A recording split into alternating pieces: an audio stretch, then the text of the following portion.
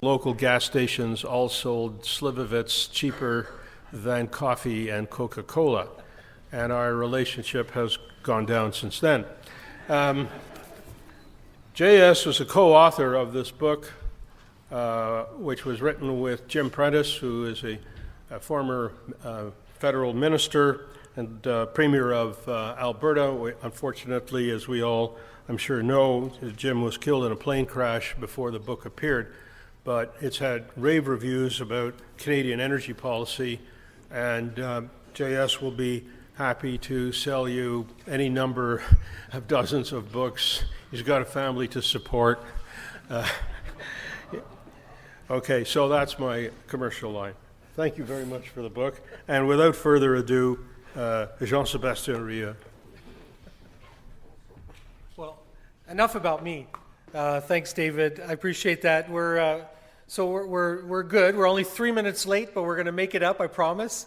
It's my pleasure today to chair the panel on the military context, Germany and Canada, and to welcome our guests, Dr. Gerard Gross, Lieutenant Colonel David Fearon, and of course, Dr. Mark Humphries. Welcome to Calgary, one and all, and thank you for participating in this conference. You have the bios in your program, so I will not read them. I want to take all the time available to hear the content and then save as much time as possible towards the end, hopefully more than 5 minutes for your questions before our luncheon keynote address. And I think our fearless Nancy has already determined the order of the presentations. And so without further ado, we'll start with Dr. Gerard Gross. Welcome, sir.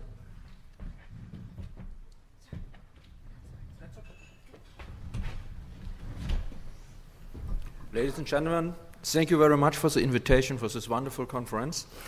I will talk now about the German strategy in the year 1917, and I will give a short view in this paper up to the year 1918. In the German 3rd Supreme Army Command, OHL, under General Field Marshal Paul von Hindenburg and General Erich Ludendorff, had mixed feelings about the future at the turn of the year 1916-17. Although they had succeeded in repelling the attacks of the Entente on both the eastern and western fronts and in defeating Romania in a rapid campaign. These successes had brought German army to its limits and sometimes even beyond. Furthermore, the OHL was graphically forced to realize that due to their unrestricted access to world trade, the Entente powers would be able to extend the advantages in both personal and material. In the subsequent years, despite all the losses incurred, whereas the German industry and agriculture would be increasingly stretched to the limits of their capabilities, and not least as a consequence of the Allied naval blockade. In addition, the German population increasingly suffered from the impact of the naval blockade. The supply situation for food worsened dramatically, not least as a result of crop failures. The protracted war of attrition imposed by the Entente put a strong hold on the German Empire. The OHL was forced to wage a war which, according to an assessment of the General Staff before 1914, was impossible to win, and which the General Staff had wanted to prevent with a rapid offensive operation that undermined the enemy's build-up of resources. Being decided on continuing the war until victory was achieved, the OHL had initiated an armaments and economy program, the so-called Hindenburg program, with the objective of considerably increasing the armaments productions of the German Empire by mobilizing all reserves and concentrating all resources and capabilities. The increased introduction, primarily of machine guns and artillery pieces, was to improve the sustainability of the German army. Relying on modern automatic weapons and the newly developed mobile area defense, the OHL planned to dramatically reduce the number of losses. Since due to the tight personnel situation, the German army was not able to absorb such high losses as it had incurred in the defensive battles of the year 1915 and 16 permanently. The OHL believed that such measures would lay the foundations for a successful continuation of the war. Despite these measures being taken, the senior leadership at the OHL was aware that in view of the enormous losses incurred in the failed offensives of the previous months, 1917 would be a difficult but also a decisive year. Against the backdrop, Ludendorff assessed the situation at the turn of the year 1916-17 as extremely serious. What options for action did the German OHL have in late 1916? For the OHL, a political solution aiming at a negotiated peace was out of the question, and the only option was a victorious peace despite the tight military situation. But how was this victorious peace to be achieved? Ludendorff, the key operational and strategic thinker in the Third OHL, decided on a mixture of operational, defense and strategic offensive. Due to the high losses in both material and personnel during the previous months and the superiority of the defense over the offensive, he didn't see any options for new attack operations at the Western Front in order to proceed to defend in the West. With a tactical and operational defense in France, the OHL paradoxically wanted to buy time, because due to the war of attrition successfully waged by the Entente, this was what they did not have. Holding out on the Western Front was a prerequisite for a strategic offensive somewhere else. Since the economic potentials of the states had become crucial factors for the outcome, they planned a strategic offensive at sea. With the help of unrestricted submarine warfare, which had been demanded by the naval leadership for years, Great Britain was to be cut off from seaborne trade and brought to her knees. By sinking all merchant ships without advance warning in sea areas, England would be defeated after only 5 months, according to promises made by the German naval leadership. Furthermore, and the army and naval leadership agreed on this, the military and economic capabilities of the United States were overrated. The United States' entry into the war was therefore something they could live with. In view of the strategic stalemate in the land war, as well as a difficult supply situation, Emperor William II gave in to the pressure of the OHL and the German Admiralty, ordered to resumption as of the 1st of February 1917. The German Empire thus played its last trump card. At that, the United States broke off diplomatic relations with Germany and entered the war on 6th of April 1917 alongside the Entente. The European war had finally become a world war. For the Entente powers, this step occurred at the right moment. They too were in a difficult situation in the spring of 1917. Their offenses had failed along all the fronts with heavy losses, and the new ally, Romania, was thoroughly defeated within a few weeks. Despite the free access to their worldwide resources, the economic dependency on the United States had steadily increased. A particularly grave instance was, however, that as a consequence of the dramatic deterioration of the economic situation in Russia, in the winter of 1916-1917, Tsar Nikolaus II was forced to abdicate after mass strikes and workers' unrests on 15th of March. The Russian February Revolution resulted in a serious internal destabilization of the Russian Empire.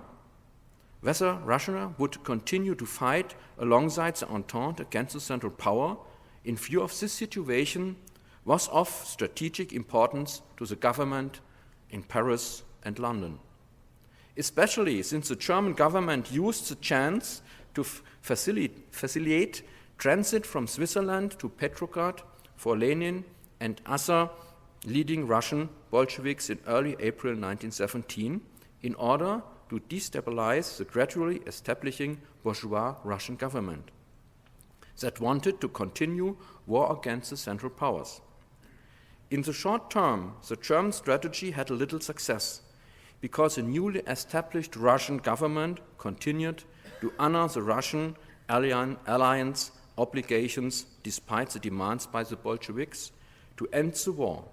In the long term, however, the seeds of the discord were sown, preventing the stabilization of Russia as the German leadership had hoped. While since the beginning of 1917, the German Empire also had been shaken by domestic crisis, the OHL succeeded in stabilizing the military situation. Also, British forces had conquered Baghdad on 11th of March. The Ottoman units still held the Palestinian front. On the Eastern Front, the Kerensky offensive was not only replied, a counterattack resulted in the conquest of nearly all of Galicia until August of 1917. In mid-March, the German troops on the Western Front had abandoned the positions between Arras and Soissons, which was expected to be the center of an immediate Allied attack in complete surprise for the Entente, and withdrawn to the previous line fortified secret positions. Completely surprised by the German withdrawal, the Entente was forced to modify its initiated offensive plans. This was another reason why, after initial success, the Nivelle offensive, which had been launched on 9 of April by British and French forces, ended in a failure. The battle shows that the new mobile defense was successful, resulted in an economy of forces. The British Flanders offensive, which had been launched on 31st July, also failed, resulting in high British losses. When the battle ended after minor territorial gains in early November, Canadian units had conquered the psychologically important village of Passchendaele. The operational objective of conquering Germany's submarine bases in Flanders, however, had not been achieved.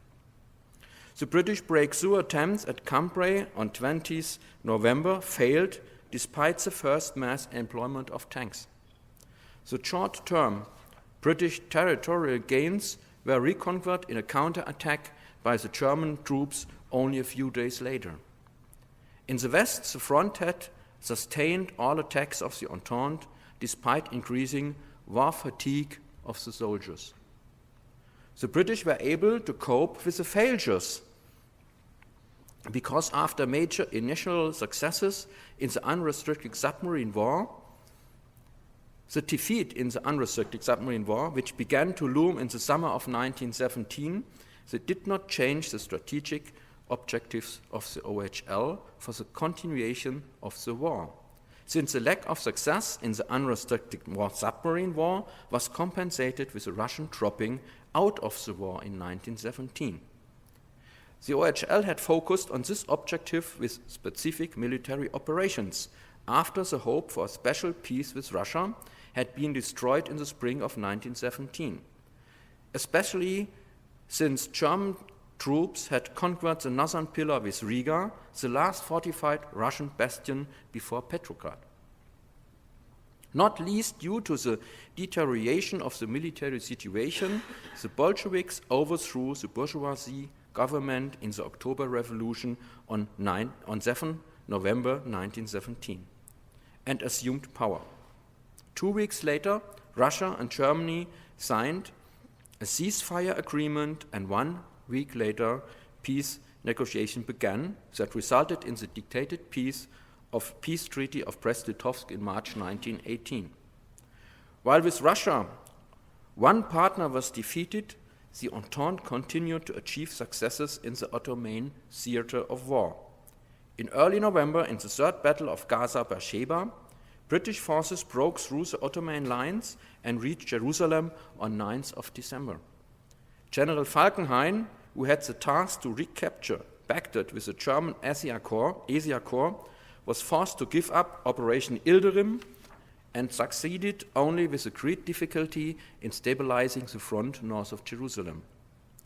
Whether the Ottoman Empire would be able to withstand the British pressure without substantial German support during the next months was an open question. Perspectives.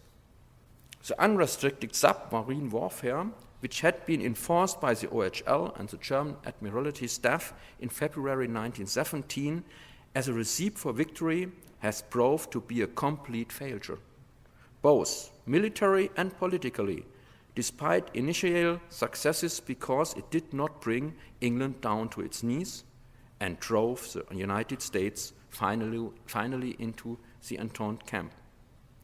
Due to their entry into the war, alongside the Entente, the defeat in the submarine war, which became apparent in the fall of 1917, became more than a merely lost battle.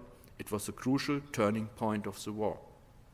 This new ally, with its enormous material and personnel resources, more than compensated England and France for Russia's withdrawal from the Entente.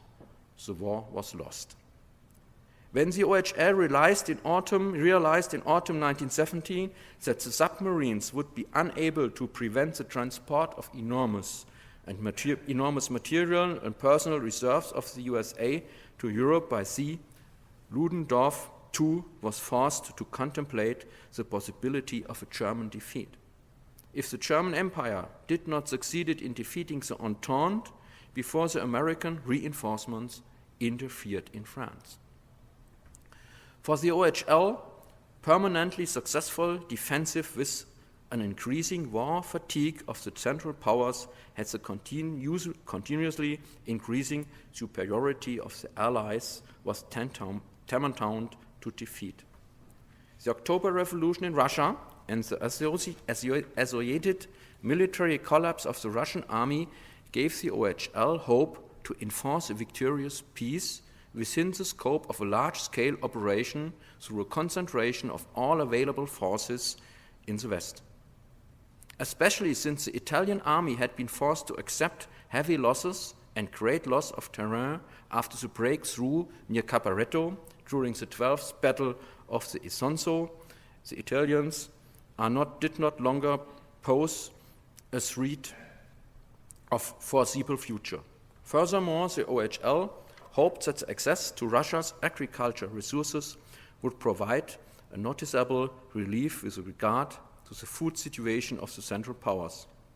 Since politically a negotiated peace was out of the question for Ludendorff, and militarily a defense was impossible due to the military strategic situation, being from the pressure of a two-front war, he decided on an unconditional offensive in the West, and this was to bring about victory. In the late fall of 1917, the OHL began to plan for a large-scale operation at the Western Front. From this moment, the OHL was only focused on the preparation for this all-decisive offensive, which was threatened by time pressure similarly to 1914. Ludendorff decided on an attack against the British. Quote, "The situation in Russia and Italy will, as far as apparent, enable us to deliver a strike on the Western Front in the new year. Both sides will have roughly the same strengths. Some 35 divisions and 1,000 heavy guns can be provided for this offensive. This will be enough for one offensive. A second major offensive, let us say, as a diversionary attack, will not be possible. Our general situation requires that we launch the attack at the earliest possible moment in the late February or early March 1918, before the Americans will be able to throw strong forces into the battle." End quote. As in 1914, the OHL staked everything on an unconditional offensive in the West. Like his predecessor, Moltke the Younger, Ludendorff was aware of the sword of Damocles, of time pressure. While in 1914, Germany troops had to successfully complete the offensive before the Russians arrived, in 1918, they had to achieve victory before the Americans arrived. Like at the beginning of the war, the OHL tried to solve the strategic dilemma with operational means. Whereas in 1914, and there was still a chance of victory, this option did not longer exist due to the exhaustion of the German armies, of the German troops, the increasingly dramatic impact of the Allied blockade on the arms production and agriculture of the Central Powers, but especially due to the seemingly exhaustion in inexhaustible American material and personal resources. Therefore, it's not surprise that there are no reliable statements by Ludendorff about the strategic continuation of the war after a possible operation victory in the West. The indomitable will alone might help in some hopeless tactical situations, but as the year 1918 would prove, it's not decisive factor of operational and even less at strategical level. Since the beginning of the war, the Central Powers had clutched Russia similar to a nestable Matryoshka doll. And in 1917, they had swallowed it. With a decision for the unrestricted submarine war, the German Empire itself put the lid of the Russian Matryoshka doll, in which it stood, on its head. The British and French then closed the lid with American support. Thank you very much for your attention.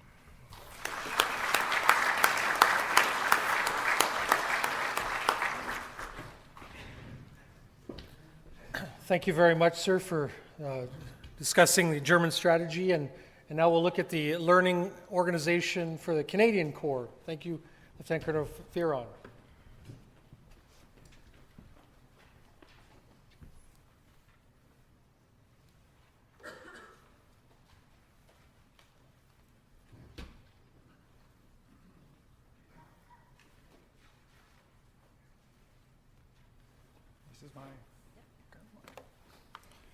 Great. Well, good morning, Mr. Hare. I believe he's left already. Dr. Berkeson, thank you very much for inviting me here to this wonderful conference here in Calgary.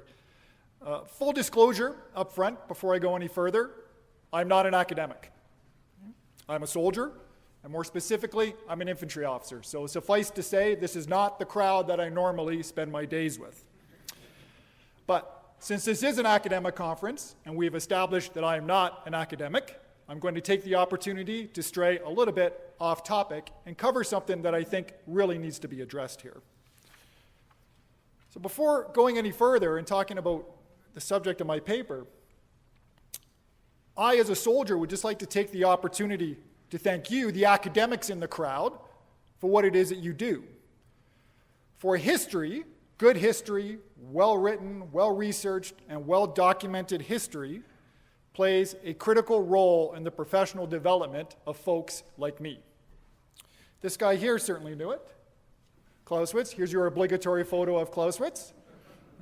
And as a graduate of the School of Advanced Military Studies, I believe I'm under some sort of contractual obligation to ensure that Clausewitz is included in every presentation that I do, and of course, a shout out to our German comrades. But Clausewitz certainly knew this. And he devoted significant sections of On War to the value of history and the role it plays in the development of the commander. War is a complex phenomenon, probably the most complex phenomenon. And warfare, the conduct of war, is really a complex adaptive system that is constantly changing and morphing over time. And as inputs into this complex adaptive system occur, we have second, third, and fourth order effects. And warfare is constantly changing. And so it takes an agile and adaptive mind to even begin to attempt to successfully navigate it. We know that human beings learn by experience, yet no individual can master all the experience out there to deal with the myriad of circumstances that war will provide. But Clausewitz knew that history provides that vicarious experience for the officer. And so if it's not for the work of professional historians like yourselves, officers like myself are left fumbling in the dark, trying to find their way. We know that history doesn't provide us templates that we can simply place on every tactical situation or operational situation that we have. The complex nature of war forbids this cookie-cutter solution. But history teaches us to recognize the continuities of history, those common themes that we see across time. But more importantly, it teaches us to recognize the contingencies of history, those things that do not seem to rhyme. And such intellectual training is so important because the cost of war, of course, is so high. And especially for officers like myself who are tasked with the greatest resource that our nation has, which is the lives of our soldiers, it plays a critical role in our development. So I thank you for what it is that you do. I sometimes don't think you really fully get the credit for what you do. And as you continue to work, I ask that you keep this in mind, that it's not just history that you're writing, but you're educating an Army and a professional officer corps as well. Back on topic. So I chose the topic of my paper for two reasons. The first, to know more about the contribution of the Canadian Corps to the Great War, something which I was not particularly strong in. And the second was a little more complex. As a professional soldier, the Army ensures that I am well educated in this thing called doctrine. So what is doctrine? Essentially, it tells an Army what it should do under certain circumstances. It's based on a set of enduring principles, proven practices, and empirical evidence. And much like history, doctrine guides our actions. It provides a light to aid one in the accomplishment of a particular task. Doctrine, of course, is never prescriptive. It requires judgment and handling it. However, the question I always faced, even as a young officer, was what happens when your doctrine proves to be inadequate or ineffective? And when that happens, it usually ends up looking something like this. Here we have what in my mind is quite shocking. We have an assault force being caught on a very simple obstacle, a wire obstacle that has not been breached. If that is not an exhibition of failure, I'm not sure what is. So how do armies change their doctrine in mid-course? This is a very difficult thing to do when your casualties are mounting every day and defeat is simply right around the corner.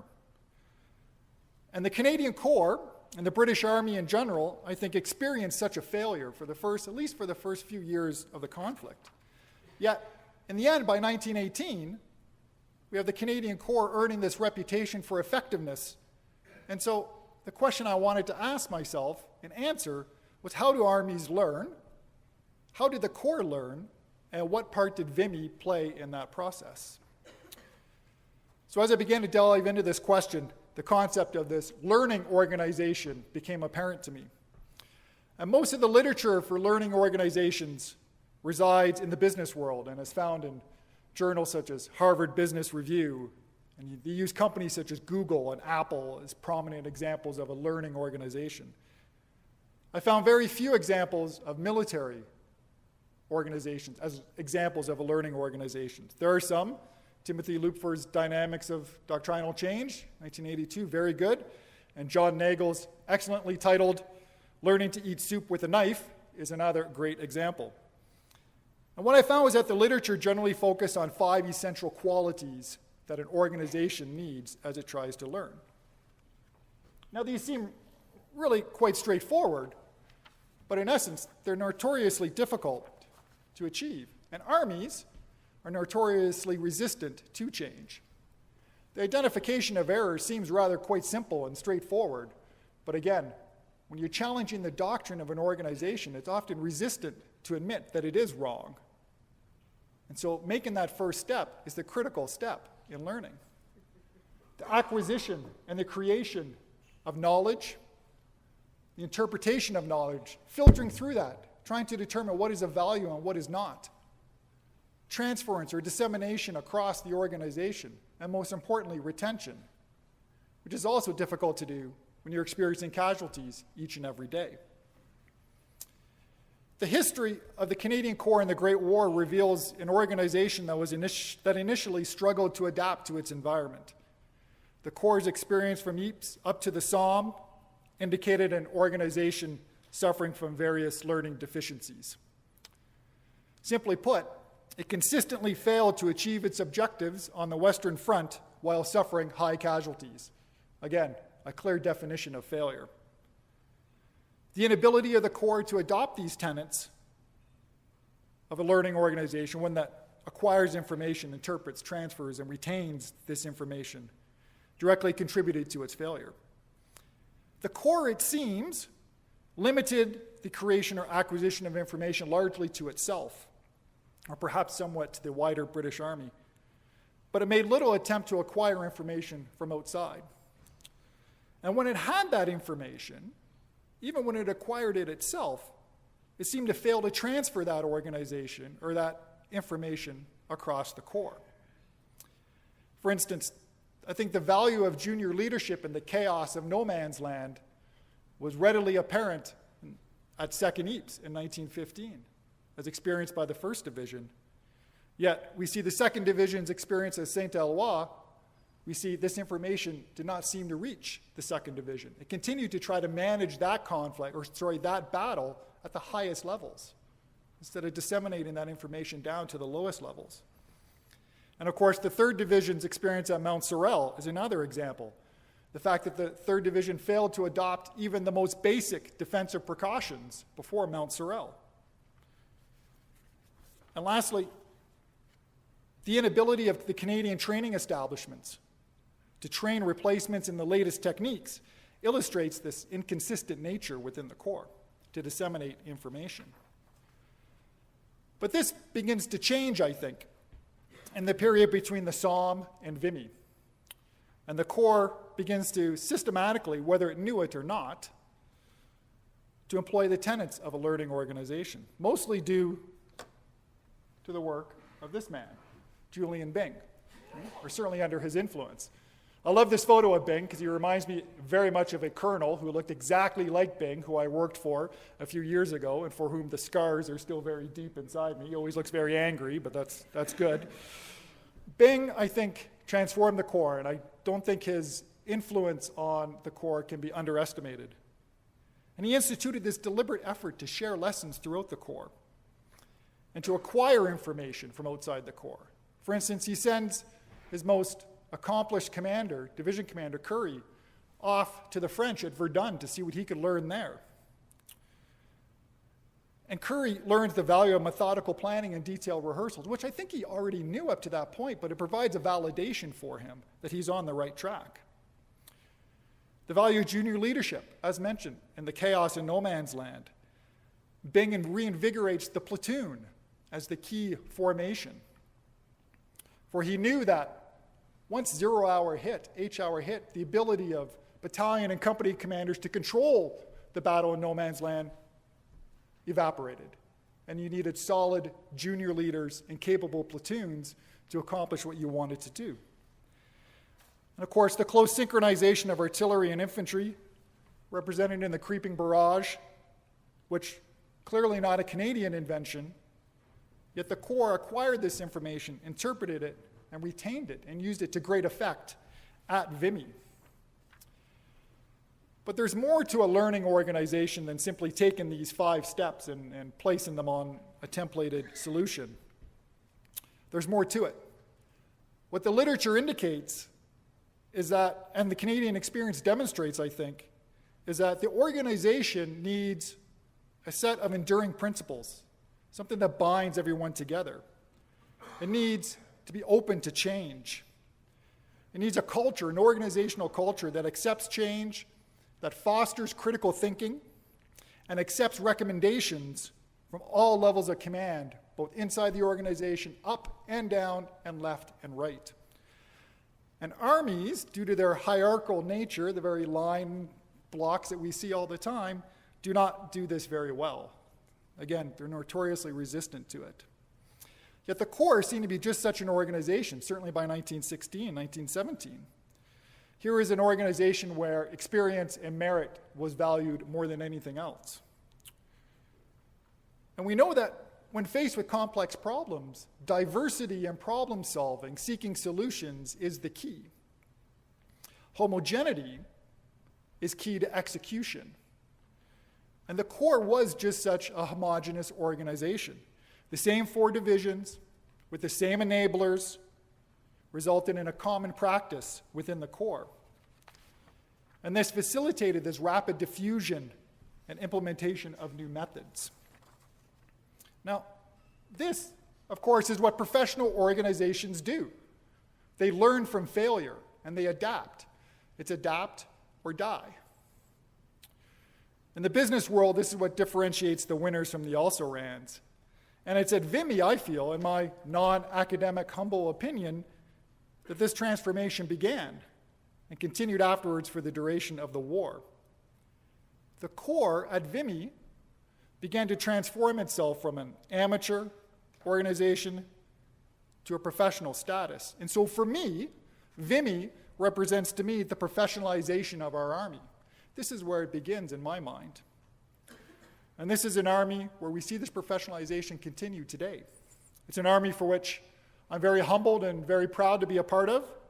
It's an Army for which I believe Canadians are proud of, and for which conferences such as this, attended by historians and academics like yourselves, play such a critical role in educating. Thank you very much.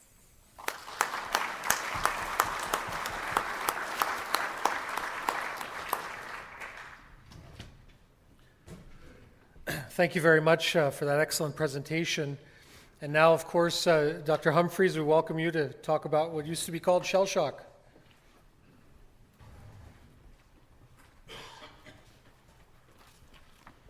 Good morning. I'd just like to start by thanking David for inviting me to be here to speak today. It's a pleasure to be back in Calgary. I know I also stand between you and lunch, I think, so I will try and keep my remarks relatively brief. We just heard a little bit about learning a minute ago in the Canadian Corps and the British Army as a whole. That takes place within the medical services too. And the way in which the medical services deal with shell shock begins to change between the Somme and the Battle of Vimy Ridge.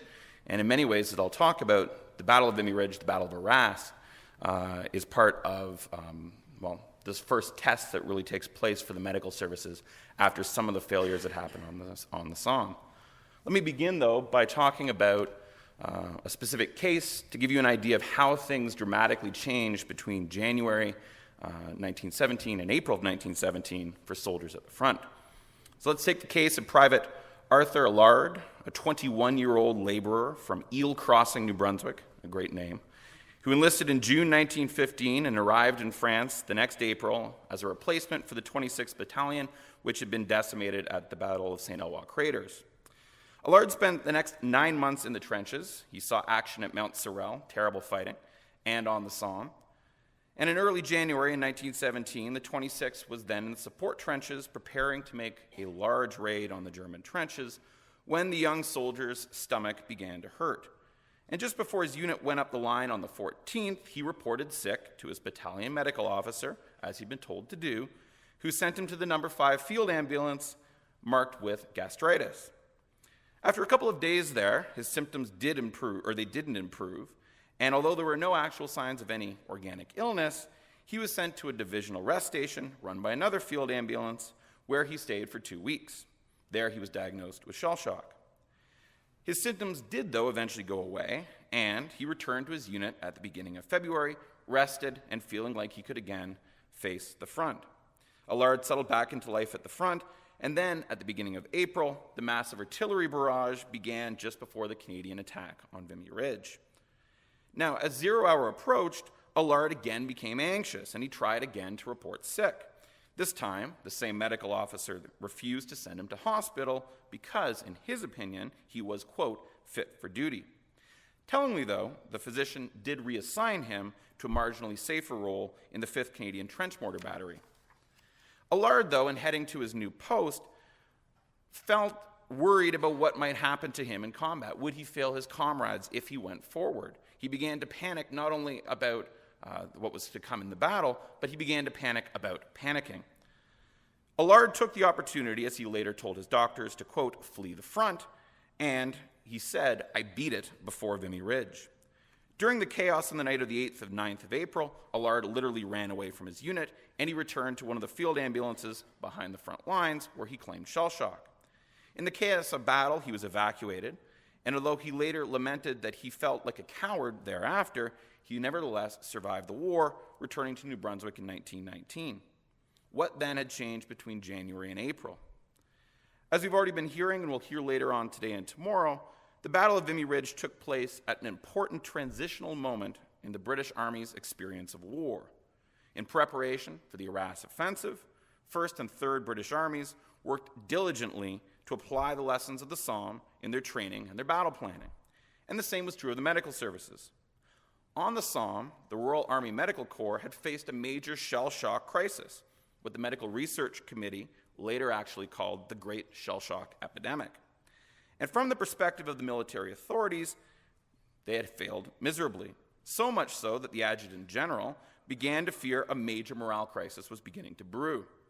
When the Canadians went over the top then at Vimy Ridge in April of 1917, 1st Army, of which the Canadian Corps was part, was in the process of adopting a new system of casualty management that promised to reduce evacuations and to keep more men at the front. Before, though, we get to Vimy, we need to step back and we need to briefly review how nervous disorders, as they were called before the war, had been managed during the first few years of the war. Now, contrary to what many people seem to think, soldiers and doctors who went to war in 1914 were actually very familiar with nervous illness. In fact, the medical authorities were confident the casualties from what would later be called shell shock and neurasthenia would in fact be relatively light, perhaps around 2% of the wounded. Now, this was based on their experience in South Africa, where nervous soldiers had been treated in field hospitals near the front lines, alongside other non-surgical cases by general practitioners and surgeons using a combination of rest and modified diet, not specialists, in other words. So during the first 2 years of the Great War, what came to be called shell shock was in fact treated like any other, quote, minor ailment with rest and a modified diet provided by divisional and corps level rest stations that were, in turn, run by ordinary field ambulances close to the front. In fact, until 1916, anybody who's looked at medical records from the First World War will know that the medical authorities remained far more concerned about trench foot, typhoid, and trench fever than they were about nervous illness. It's very hard to find references to shell shock in the medical records before 1916. Now, although the divisional stopping system, as this was called, worked relatively well, as early as the Second Battle of Ypres in 1915, it was already becoming clear that nervous evacuations would always increase during intense periods of combat. Sometimes they might even threaten to overwhelm frontline medical units and threaten their ability to handle the physically wounded. The first indications of a brewing crisis in the British Army actually are visible within the Canadian Corps during their actions at the St. Eloi craters and Mount Sorel, where between about 20 and 30% of all casualties were from some form of traumatic response to combat. This here is an admission and discharge book from one of those field ambulances, and literally hundreds of pages of shell shock cases, one after another, being admitted to the hospital. In April and June of 1916, there were a combination of factors that came together to cause such large numbers of men to break down simultaneously. These were the increased use of high explosives, as opposed to shrapnel shells, which intensified the terror of an enemy barrage, the growing length of service of many of the Canadians who were then holding the line, and the breakdown in command and control and unit coherence that was caused by massive physical casualties or the inexperience of new officers. Here, the knowledge that a quick and a temporary escape was available to men who could go to a rest station for a brief rest from combat helped to normalize and destigmatize nervous illness within the British Army, so that in some instances, field ambulances literally became overwhelmed by men who were self-reporting as unfit to fight, as was the case here at No. 6 Field Ambulance. As thousands of soldiers flooded through these medical units, overwhelmed doctors had little choice but to send them to the rear as rest stations filled, lest they be literally run out of the bed space necessary to treat surgical cases. Even so, shell shock only became a salient, important issue as the divisional stopping system collapsed all along the front during the Somme. During the summer of 1916, initially the Adjutant General's office, responsible for discipline, responded by court-martialing overly sympathetic frontline medical officers who seemed too lenient, while Haig ordered several soldiers who had stories very similar to that of Allard at the beginning of this talk, shot for cowardice. Yet this did little to actually address the underlying military problem. When the right set of factors converged, it was in fact possible that shell shock might render entire units ineffective.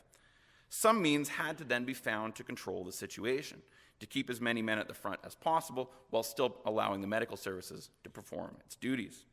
In the wake of the Battle of the Somme, then, the medical services went through the same retrospective process as the fighting arms, looking to learn tough lessons and apply these to future battles. Now, here, historians usually portray the development of the BEF's shell shock policy as an orderly process, spearheaded in large part by psychologist Charles Myers. Many of you will no doubt be familiar with the story in which Myers proposes the use of a special forward psychiatric center, inventing the term PI, or in other words, proximity, immediacy, and expectancy, which would form the basis for subsequent approaches to combat stress injuries for much of the 20th century. But this account is based largely on a self-serving memoir that Myers wrote in 1940. In reality, the process was actually very much less straightforward, and with the most important developments actually quietly taking shape within First Army, of which the Canadians were a part in the preparations for the Battle of Arras. By the winter of 1917, each British Army had a special Army-level shell shock center, and these were modeled on similar hospitals created by 4th and 5th Armies during the latter stages of the Somme. Now, these were not special psychiatric facilities, though they actually had, they were conventional triage hospitals where cases could be collected and they could be held, relieving the pressure on the field ambulances and the rest stations closer to the front. Although this took case management out of the hands of those sympathetic frontline doctors, the physicians running these new units now found themselves in charge of thousands of patients without any agreed-upon diagnostic standards or treatment protocols, the medical equivalent of doctrine, to act as guidance. This was especially important because only 2 of the new hospitals were actually run by doctors with any experience or expertise in nervous illness. The other 3 were in fact run by an academic, a lab researcher, and a surgeon, none of whom had any experience in psychiatry. In the absence of a coherent policy, then, the physician in charge of each center was actually left to grope in the dark to find an approach that would reduce evacuations without tying up too many resources. First Army Shell Shock Hospital was located at No. 4 Stationary Hospital in Arc. It was roughly about 80 kilometers in the rear of the trenches, which was, of course, hardly a forward area. It was run by Major D.W. Carmelite Jones, a bacteriologist who had served as an RMO on the Western Front in 1914-15, so a bacteriologist running a shell shock hospital. From New Year's Day 1917 until mid-October, when the Canadians moved north to Passchendaele, most Canadian shell shock patients were treated at No. 4 Stationary Hospital or at an overflow hospital when bed space was at a premium. They first reported sick to a medical officer at the front, and then men were sent straight to the special hospital in rear. At Arc, they were supposed to be evaluated and either given a short rest before returning to duty or evacuated to the base. In total, there were about 424 Canadians who were admitted to No. 4 Stationary between December 1916 and September 1917. The typical patient was 27 years old, exactly the same as the average age for any Canadian soldier, had spent roughly 20 months in the Army by the time he was admitted, and had been at the front for nearly 9 months by the time he was admitted to the shell shock hospital. The vast majority of these patients came from infantry units, 80%, while 9% were from labor units, 6% the artillery, and only 3% from the engineers. What does this tell us? Well, it's that these men were typical soldiers, all of whom had spent a considerable amount of time at the sharp end by the time they broke down. Now, although not a psychiatrist, Carmelite Jones had the skeptical, fatherly eye of the regimental medical officer. He was used to ferreting out malingerers and shirkers on sick parade, and he treated all his patients with that unique combination of sympathy and suspicion common to Army doctors. His approach to treatment was straightforward. He refused to admit that there was anything wrong with his patients unless the soldier could prove, beyond a reasonable doubt, that he had had some kind of a contact with a shell explosion. Now, this was not because he thought the shell explosion itself might have done some physical damage to him, but because he wanted to use that as the objective criteria. He reasoned that men who could prove that they had been blown up or otherwise come in contact with a shell explosion had clearly then been in combat, and thus they deserved sympathy. This placed the burden of proof, in other words, on the soldier. So, on admission, his version of the case, the man's version of the case, was written up and sent to his commanding officer for verification. If an officer in the man's unit could confirm that the patient had indeed been blown up by a shell, he might then be labeled with shell shock. Otherwise, he was said to, quote, have the diagnosis of no appreciable disease, and was sent back to duty. This added an element of danger and transgression then to self-reporting, because if a soldier claimed to have been blown up by a shell and was later proved to be lying, he could be charged with a military offense, far easier to prove that charge then cowardice as an example. In practice, this rarely, though, actually happened. It was all about trying to discourage soldiers from reporting.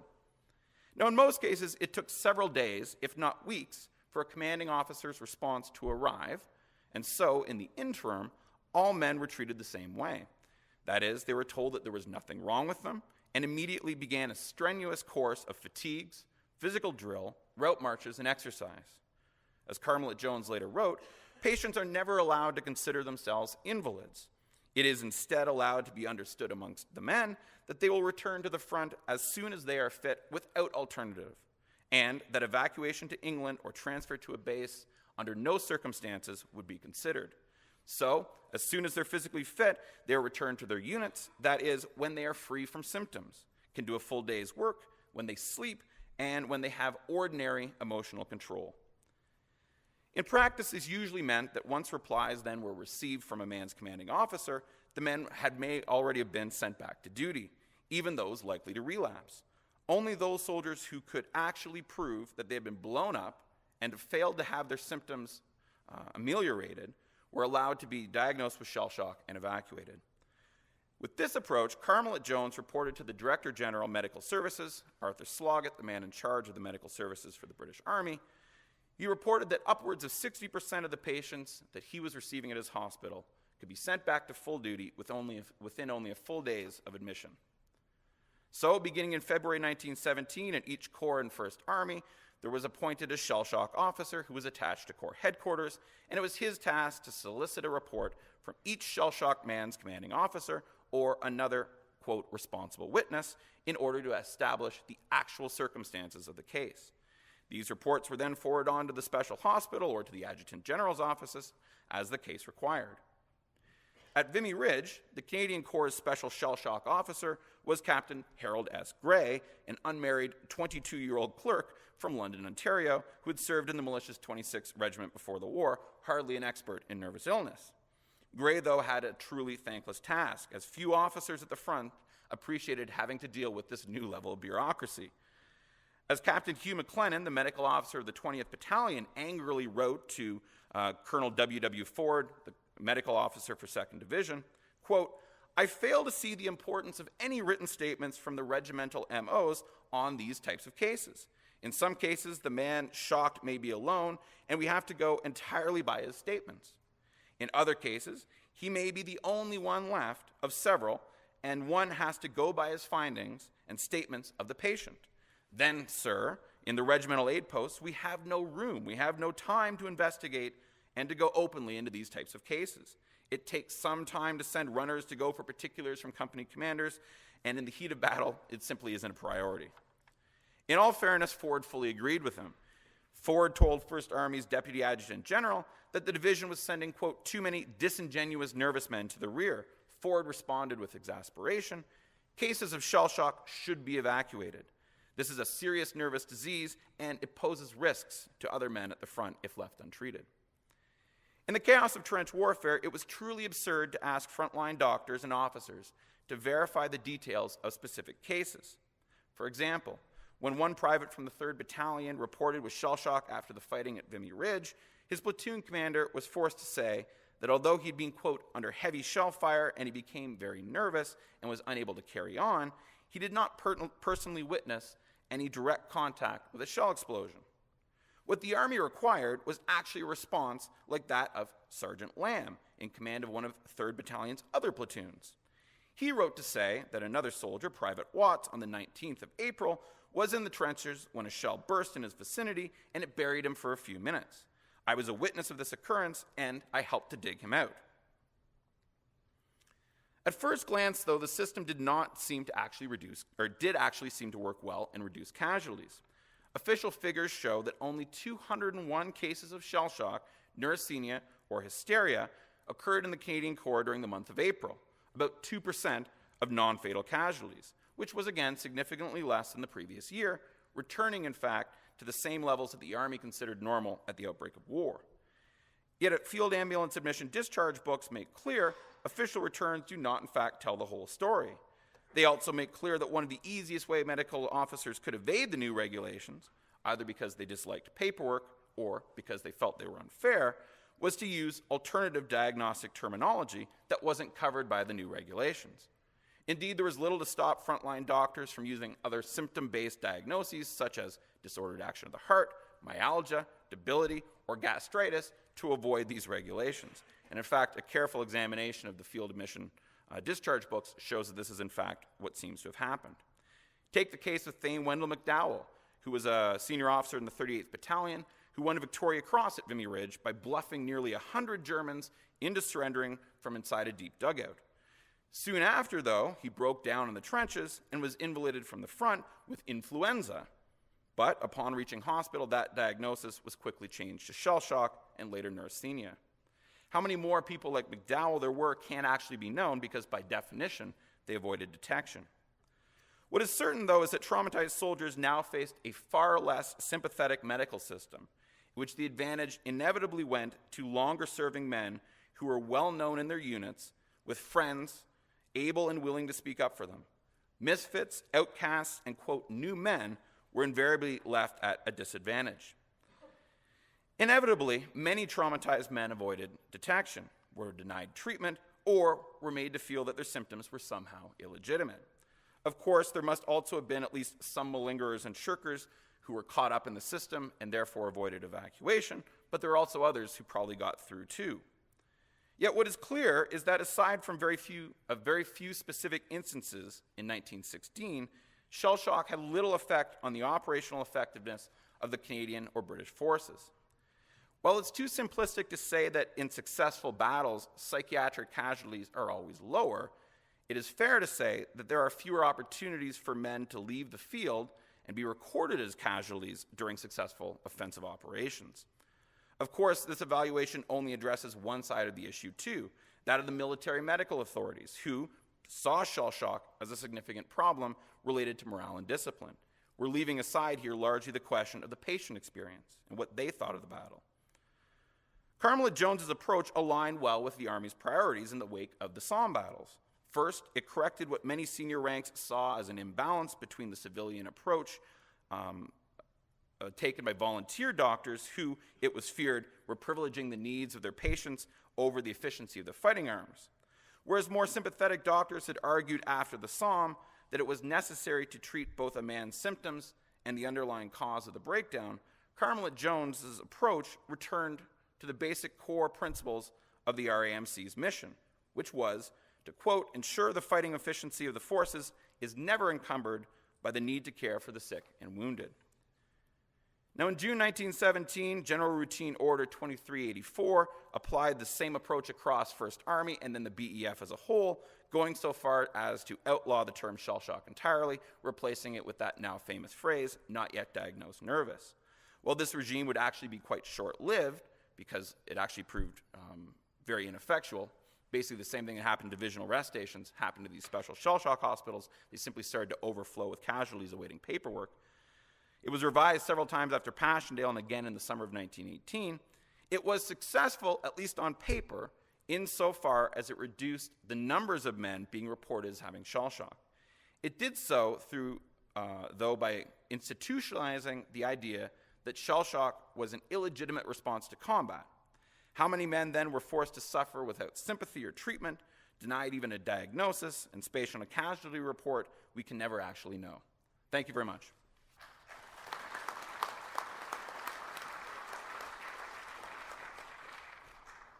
Well, thank you very much, sir. We have ample time for questions now.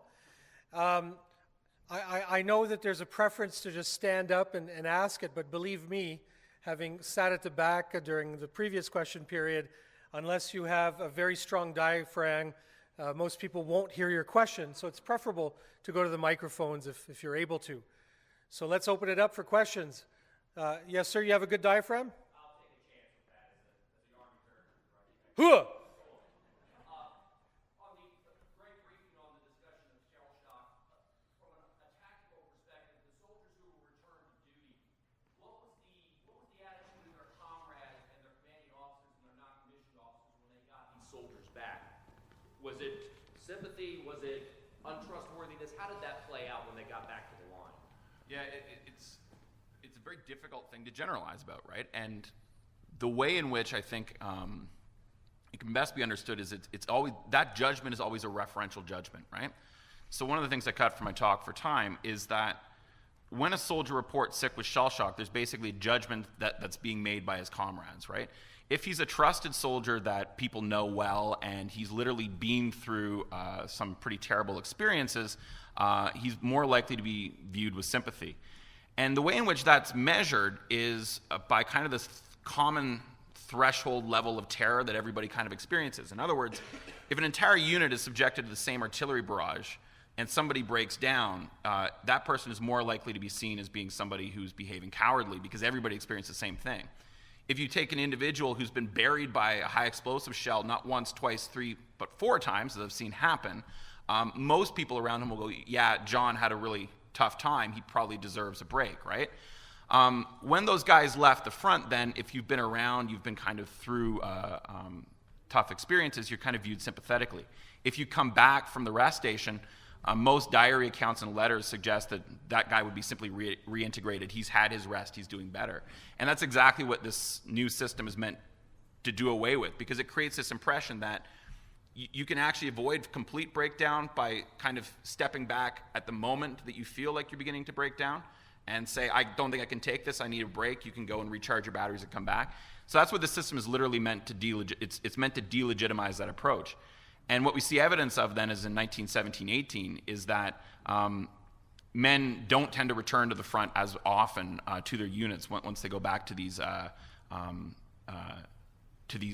rest stations if they are legitimately suffering from one of these kind of severe cases. Men who do kind of come back to the units relapse more frequently, and they seem to be being transferred out into other units as well. So it looks like that's the transition that happens. That basically, if you're kind of known, and you're a known quantity, you're viewed with sympathy. If you're an unknown quantity, you're less likely to be viewed sympathetically. Thank you. I have a few questions for Dr. Gross, if I may, regarding the submarine blockade. First of all, where are the submarines located? On the Baltic coast or on the Belgian harbors of Ostend and whatnot? Roughly how many submarines did Germany make during that war? And did they use the Kiel Canal as a way of facilitating that?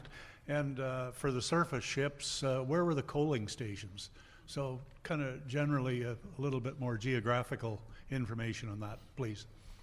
Give me a little chance. I'm an officer of the army, but maybe I should have directed this to Dr. Epkin.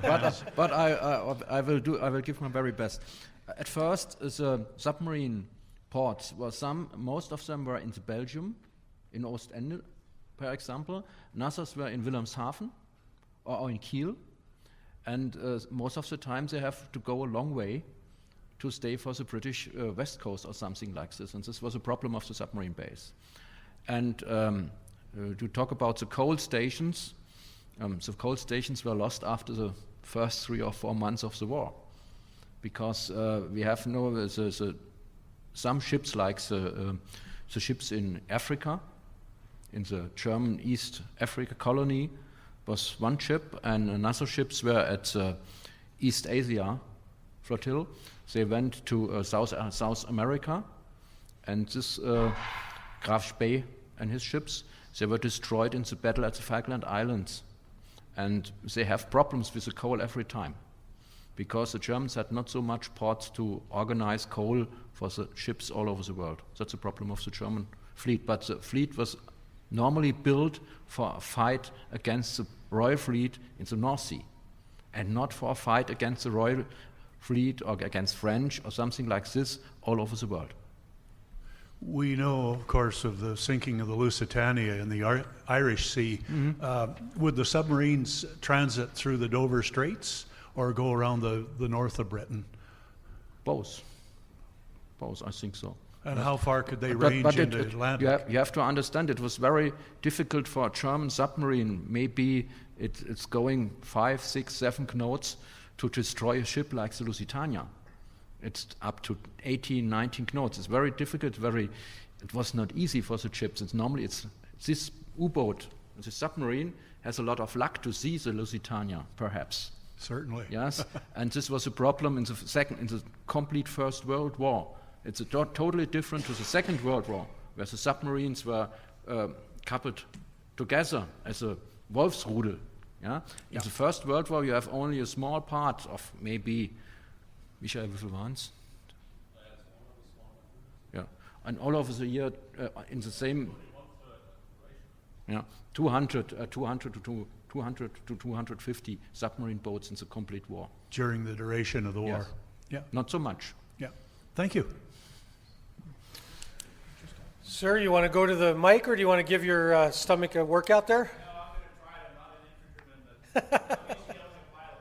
So, Bill March for RCA History and Heritage. I got a question for Colonel Fearon and a question for Dr. Humphries. Sir, you mentioned how basically failure was a good impetus to creating a learning organization. How good was the Canadian Corps and the British Army in general at actually taking successful ideas and successful operations and getting that information out? In other words, not learning from failure, but learning from something that worked well. And for Dr. Humphries, the Royal Flying Corps and the Royal Naval Air Service of the day had their issues with, they didn't call it shell shock, but nervous disorders and things. Was there any cross-pollination between what the Army was doing and what the flying services were doing to deal with those situations?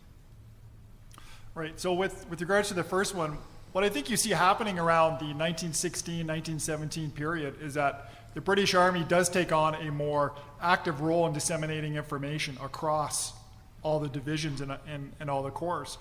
And this is something that I don't think existed prior to. I mean, it was very ad hoc at that point.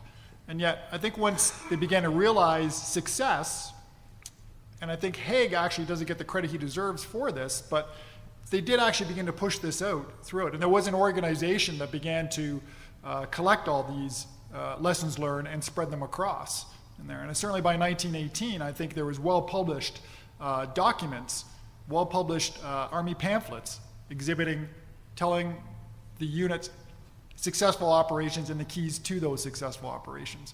But again, something that certainly did not exist in 1914 or 1915.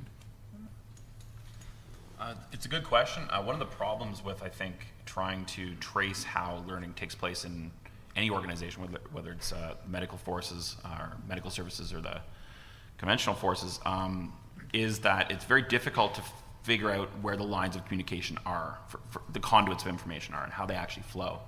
Medical services are a good example of that. So there is contact with the Royal Flying Corps. British Army hospitals treat soldiers who are, airmen who are sent to them with air sickness or flight fear or air neurasthenia or any of these other different terms that they use. What's interesting, though, is that they do tend to treat those guys as being similar yet different quantities, right? So the very act of being in an airplane itself is seen as being a very strange and unusual and terrifying experience, which justifies the breakdown in a lot of cases. And especially if you have accumulated a number of missions. You're talking about an arm of service which is brand new, right? So there's this idea that the very act of being in an airplane itself is traumatic almost, right? And that if you've stood that, then you probably deserve it if you break down a little bit. They don't take the lessons out of that, though, and try and think about how that might reframe ideas about shell shock or neurasthenia at the front, right? They're almost dealt with completely separately. And in large part, that's because when you get to a hospital, you're segregated into different wards. The physicians don't seem to talk very much to one another. And a lot of those air guys, because they're being treated on the lines of communication as distinct from in the Corps or Army areas, and those are distinct commands in the British Medical Services, they end up at base hospitals on the coast who have a completely different chain of command and are talking about shell shock in completely different ways. So what's interesting then is where you break down actually has an awful lot to do with how you're treated and where that information is flowing. So we're a little stacked on the starboard side over here, but we'll go with, thank you for showing up, sir. Dr. Cooper. Yeah, this is a question for Professor Humphries. In a course I teach at CMSS, mostly on battle experience, one of the things that we look at is PTSD, which is kind of a successor, I think, to shell shock. The book I assigned the students is called Achilles in Vietnam. The title was taken from the Iliad, obviously, and Achilles sensed that he had been betrayed by his commanding officer, Agamemnon. What you said, almost all of the diagnoses in World War I seem to be entirely physical.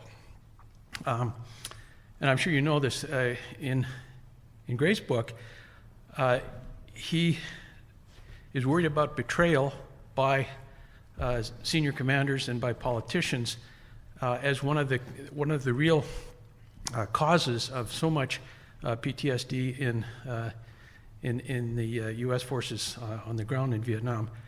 And I was wondering, did it not occur to anyone during World War I that there was something like what Gray calls moral injury as a part of the etiology of shell shock? It certainly does, right? It's a good question. Part of the problem, though, is we're dealing with, I think, trying to translate 19th century and early 20th century ideas about the mind and the brain and physiology, which are very different from the way in which we conceive it today, or would have in the 30s and 40s even. We run into this translation problem, so that a lot of the times doctors are using many of the same terms and words, but meaning different things during the First World War. So they understood there's a psychological component, an emotional component, they would have called it, to shell shock and to neurasthenia. But there's an idea that emotion and that reaction, that what we call psychological reaction to combat today, has a biological basis. So a lot of what they're looking for is an anatomical change in the brain that would correspond, that would make somebody suddenly emotional, right? And so there's this belief that the two are fundamentally linked, right? Where we tend to separate out the ideas about psychology and emotion one from the other today. They're fundamentally linked in that sense, biology and emotional responses. By the end of the war, you do have psychologists who are arguing very much that shell shock is an emotional, psychological, psychiatric problem that is distinct from biology, right? And these are guys like Charles Myers and others who gained prominence in the interwar period. To keep it really simple, though, those aren't the people that the Army listens to. They go back to Carmelite Jones, they go back to Gordon Holmes, who's a neurologist at Queen's Square. They go back to other people who are not part of this radical new idea in order to come up with their policy. And the verdict at the end of the war is that the vast majority of people are breaking down because they have a predisposition to break down. And that makes them predetermined or more likely because of some inborn defect or problem to break down in combat. And although that breakdown may be emotional, the defect itself is seen as being hereditary and what we would call genetic today, so it still has that biological basis. It's a very, I know, kind of roundabout way of answering your question, but that's the problem, is that in so many of these cases, you're dealing with different concepts, fundamentally different concepts than we use today, but we're applying back our ideas about medicine and psychiatry today to that period, and they just don't apply in the easy ways we might like. Does that make sense? Just as a privilege of the chair here, like, had there not been any literature from the U.S. Civil War, from the Boer War, from some of the British campaigns in India, Afghanistan? There had been, certainly, right? So in the Civil War, it's called nostalgia, right? And so today, as an example, we use the term nostalgia to refer to, you're being nostalgic and you're thinking wistfully about the past. In the Civil War, nostalgia is actually considered to be a fatal disease, which can result in death in about 20 to 30% of cases, that people can literally waste away from being nostalgic. And literally the symptoms are shell shock, except they're conceived again as being a physical wasting process related to an emotional draining. And you see the same thing in the British Army. Sunstroke is the common one that you see in India. It's also very common in the Boer War. Sunstroke, again, is a euphemism almost for what we'd later call shell shock or combat stress injury. But it's physical. Thank you. Sir, I know you've been waiting, but I saw Professor Hubert there beat you to it. Well, look at that. We're so polite here. Sir. Another question for Mark, I'm afraid. In the First World War, there were only two Canadian prime ministers who served, Lester Pearson and John Diefenbaker, both of whom were essentially released from service because of neurasthenia, shell shock, but not at the front. Diefenbaker in England as a young lieutenant training to go to France. Pearson as an aircrew in training. How were those people treated? How did they get out of service since they weren't at the front? Well, this is where we get into the fun again, I think, of thinking about organization, right? So the British medical services are divided in 1914, in November of 1914, between the overseas medical services and the home services. And they never really ever talked to each other effectively thereafter. And this is a major problem throughout the war for a variety of reasons. And what this basically means then is the policy that develops in France in the front lines is fundamentally different than the policy in the rear areas in France, which is fundamentally different from the policy at home. And if you break down at home in England, you are more likely to end up at a special hospital with psychiatrists or psychologists, people who actually have some training, where most of the literature we're familiar with the First World War comes out of those hospitals. And they're more likely to look at something like Diefenbaker, who breaks down with neurasthenia, right, as being a symptom of constitutional weakness, but probably being overly intellectual. There's a variety of ways that people talked about this, right? And you'd be treated with more sympathy in England than you would if that happened at the front. So again, where you break down and literally where then the hospital that you end up at, where that fits into the hierarchy, has a determining effect on how your illness is viewed.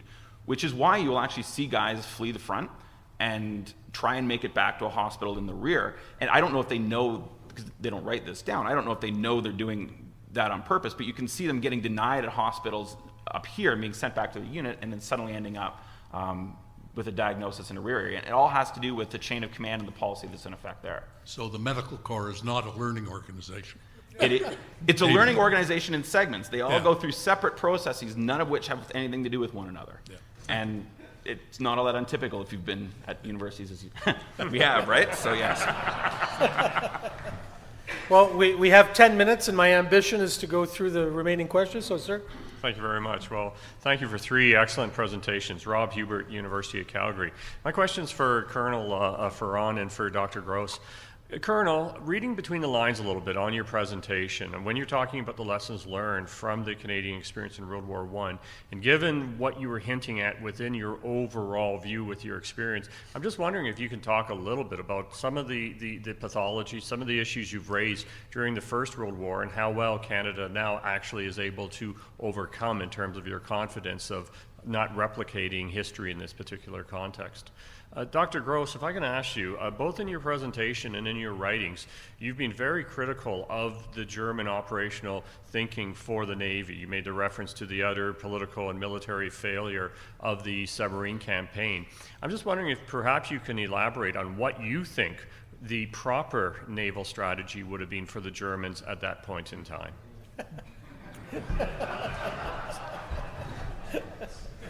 So I just want to ensure that I fully understand the question. Are you asking whether or not we are a learning organization today?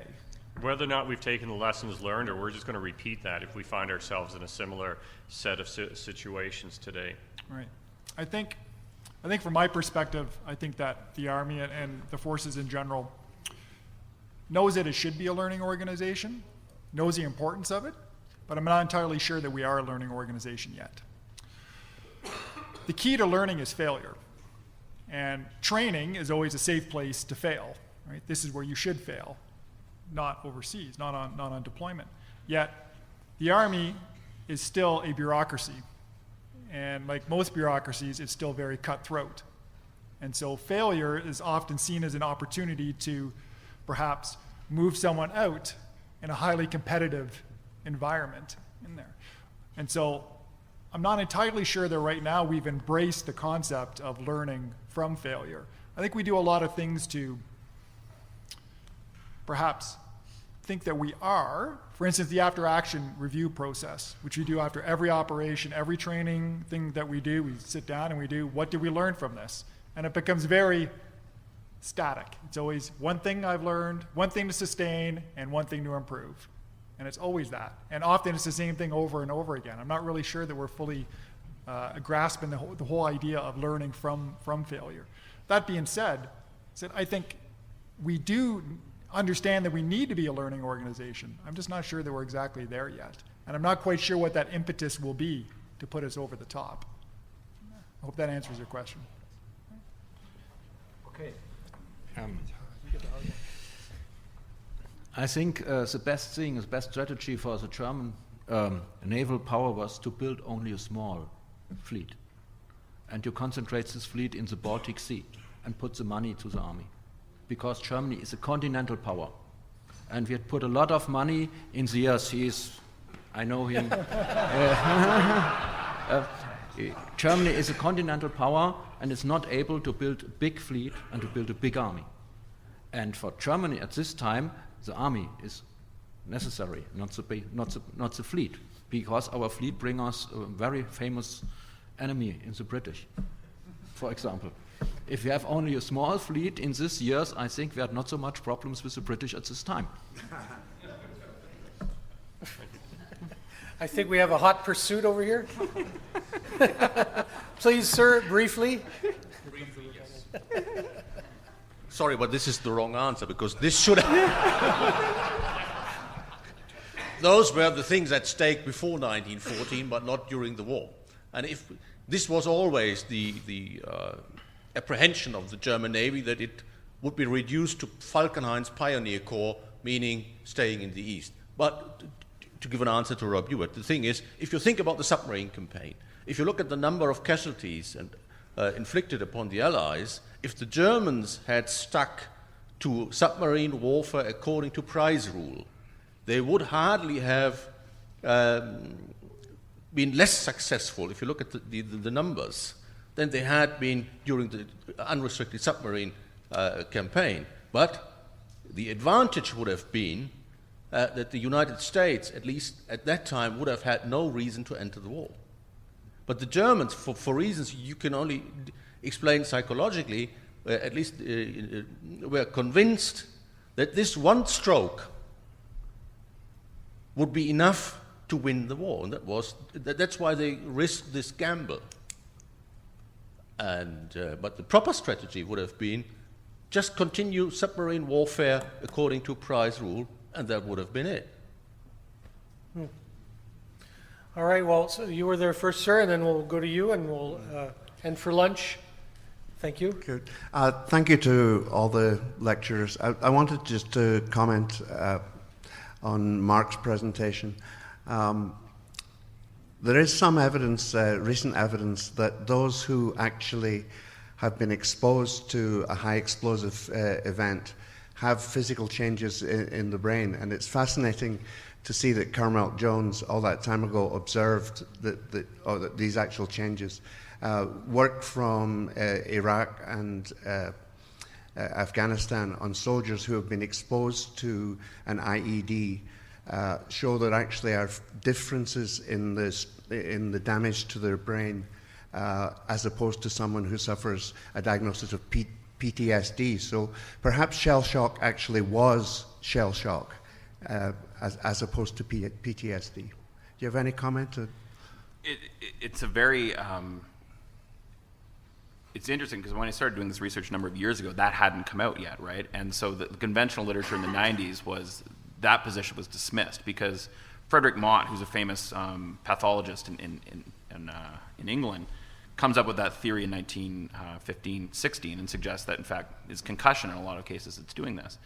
And he abandons that sort of by the end of the war to a point, and it's been poo-pooed ever since. Then we've got this new research coming out. It's also about NFL and NHL players as well, right? I think the one thing I'd say about that is I think there's probably a good deal of truth to it, right? Except unless you can get to a point where you can do that, where the diagnosis can become very precise, you run the risk of doing the same thing we did in the First World War, which is then you use that as being an arbiter of legitimacy or not. And so if somebody doesn't actually get blown up by a shell, or you can't demonstrate the concussion, or you can't find the lesion in the brain, then that person may not, in fact, be eligible for compensation or whatever, right? And so there's that danger. One of the things you see when you study the history of the way in which war-related mental illness has always been treated is we're always coming full circle. We're always coming back to old ideas and reinventing them and then turning around. It's because it's a culturally constructed, changing thing.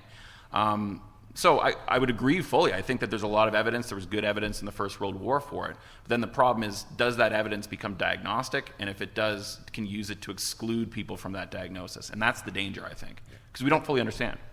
Thank you so much. Sir, last but not least. My name is Joel Montagnis. I'm a master's student with the Department of History here at the University of Calgary. This question's for Lieutenant Colonel Fearon.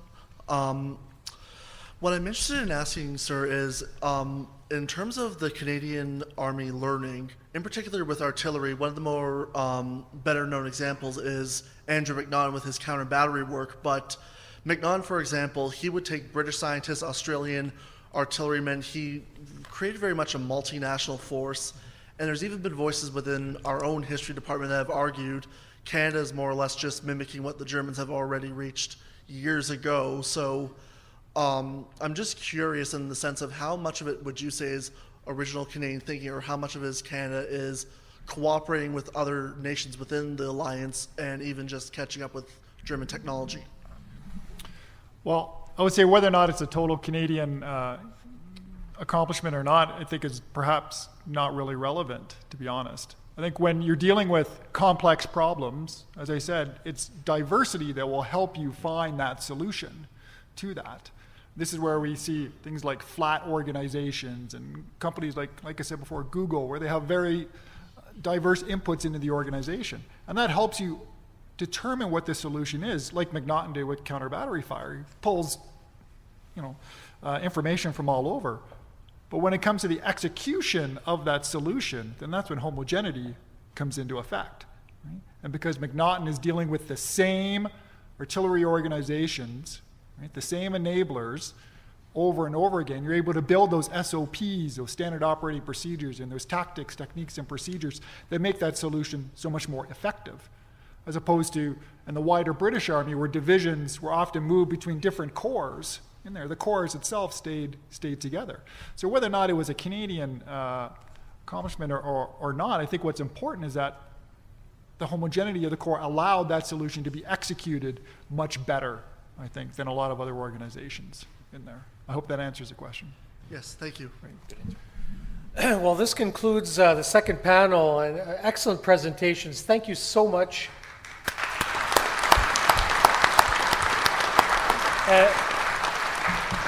And thank you for being so active and participatory. And I do have these. One's for me. Oh, well, this is the best one, of course. But thank you for coming to Calgary and participating in this conference. And now I believe lunch will be served.